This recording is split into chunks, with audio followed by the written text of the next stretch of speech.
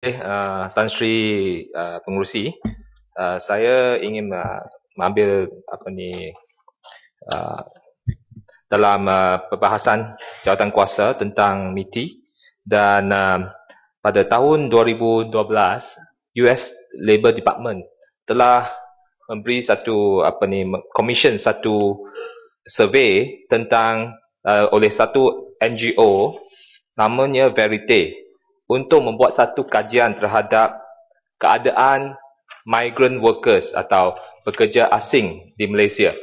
Pada tahun September 2014, report tersebut namanya Verite Report. Dia telah membuat habis report dan telah memberi habis satu report panggil Forced Labour in Production of Electronic Goods in Malaysia. Report ni di sini dan mereka telah interview 501 pekerja asing di Malaysia, seluruh Malaysia. Dan mereka mendapati bahawa lebih kurang 28% pekerja di Malaysia adalah dalam keadaan forced labour, buruh paksaan.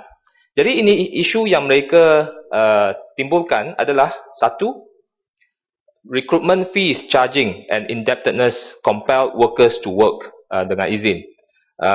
Kedua, deceptive recruitment. Ketiga, passport retention constraint in freedom of movement.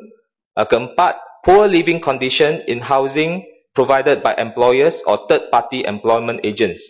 Kelima, foreign workers difficult to leave before end of their work contracts. Maka ini adalah satu laporan yang highlightkan tentang isu-isu oleh pekerja asing di Malaysia, di E&E sektor di Malaysia. Mengapa laporan ini begitu penting?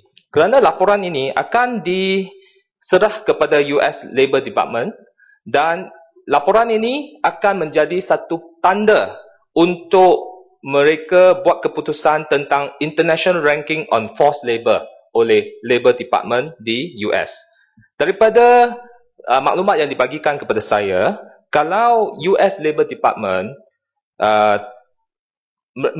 US Labour Department akan buat keputusan pada 1 hari bulan Disember 2014 tentang status Malaysia. Adakah Malaysia adalah di dalam watch list mereka? Kalau Malaysia di dalam watch list US Labour Department, maka US company di US akan dihalang untuk buat bisnes dengan Malaysia. Apa implikasi tersebut? Kalau implikasi adalah kalau US tidak beli barangan komponen daripada Malaysia, maka semua kilang-kilang seperti Intel, AMD yang lokasinya di Malaysia akan terpaksa cut production. Dan mereka akan tutup dan mungkin mereka terpaksa move ke China atau Indonesia, di mana mereka tidak diletakkan dalam watchlist tersebut.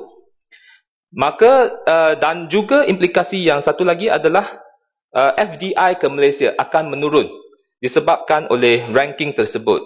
Kerana US Labour Department akan kata Malaysia adalah satu negara yang mempunyai forced labour, buruh paksaan, maka memberi nasihat supaya jangan melabur di Malaysia. Implikasi ketiga adalah ekspor, E&E export products ke Europe juga akan terjejas. Kerana Europe juga akan mengambil satu sikap bersama dengan Amerika Syarikat, di mana mereka pun meletakkan taraf buruh, kebajikan buruh pada satu tahap yang sangat tinggi. Maka kalau US telah meletakkan Malaysia dalam watchlist tersebut, Europe pun juga akan terikut. Jadi dengan kata lain, ini adalah single biggest threat to the survival of E&E sector di Malaysia. Sangat serius. Kenapa saya kata begitu? Dalam tahun 2008, Malaysia sebenarnya EU telah ban Malaysia dari segi ekspor makanan ikan dan juga seafood dan juga live fish ekspor ke US. Maka akibat daripada ban tersebut, Malaysia telah kehilangan berbilion ringgit akibat kita ada berbilion ringgit suffer lost pada tahun 2008. 2011, negara China juga ban Malaysia punya bird nest. Dan akibatnya industri bird nest itu juga hampir musnah disebabkan oleh ban tersebut. Maka ini adalah dua sektor yang agak kecil, iaitu seafood industry dan juga bird nest, walaupun sudah berbilion-bilion ringgit. Tapi Malaysia E&E sector, electronics and electrical sector, adalah 236.8 bilion. Tahun 2013 adalah 32.9 total export of Malaysia, E&E sector. Maka ini adalah satu sektor yang sangat besar, di mana berjuta-juta pekerja Malaysia bekerja, warga Malaysia dan juga warga asing yang terlibat. Untuk warga asing sahaja dalam sektor pembuatan, 688,886 pekerja asing. Itu hanya pekerja asing. Tapi pekerja itu lebih kurang 30% sampai 40% di pekerja sahaja. Kalau kita campur warga Malaysia, maka lebih kurang 3 juta orang pekerja Malaysia terlibat dan juga warga asing terlibat dalam sektor pembuatan E&E. Jadi dan tiap-tiap tahun MITI mengumumkan berapa pelaburan asing masuk ke Malaysia, berbilion-bilion ringgit yang masuk ke Malaysia. Kalau kita diletakkan watchlist tersebut, maka Malaysia akan kehilangan FDI, ramai pekerja terpaksa dilepaskan, kehilangan pekerja dan kita punya foreign export akan kurang. Maka ekonomi kita akan terjejas dengan serius. Tapi bukan semua yang dilaporkan oleh Verite report ni adalah benar. Saya pun sendiri tahu. Mungkin ada kambing hitam. Tetapi bukan semua yang dalam report ni benar. Sebenarnya Malaysia mempunyai comprehensive law. Kita ada akta-akta dan juga regulation yang mementingkan hak pekerja.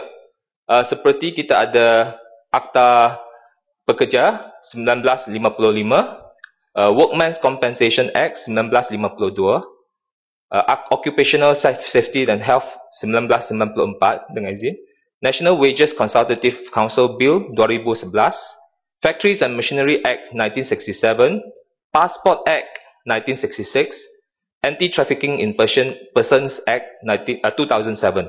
Maka sebenarnya kita ada akta-akta yang cukup bagus. Cuma kita tidak memberikan gambaran yang sebenar kepada US Labour Department. Walaupun US Labour Department telah memberi tahu MITI dan juga kerajaan Malaysia bahawa memang ada satu laporan yang mereka terima dan mereka minta pandangan daripada Malaysia supaya beri satu counter report kepada US Labour Department. Tetapi Malaysia, MITI duduk di sana tak buat kerja. Tak buat kerja, maka mereka buat keputusan, mereka hanya satu one-sided information dengan izin. Mereka terima satu report dan mereka buat keputusan based on report ini. Maka adalah tidak adil kepada Malaysia dan jutaan pekerja yang terlibat dalam sektor E&E. Saya masa yang berapa? Okey, ada 3 minit lagi. 2-3 minit lagi. Yang berhormat, masa selepas jam 1 adalah boleh bicara speaker. Itu sebab waktu berhujung tengok. Okey. Kalau ada 2 minit lagi, yang berhormat gulung. Kalau tidak, saya beri yang berhormat 2,5 untuk 2 minit. 2,5 lah. Speaker. 2 minit. 2,5 tapi 2 minit. Boleh. Boleh? 2 minit Okey. 2,5. Terima kasih Datuk Pengurusi. Tan Sri Pengurusi. Masih ada yang berhormat. Mesyuarat jawatan kuasa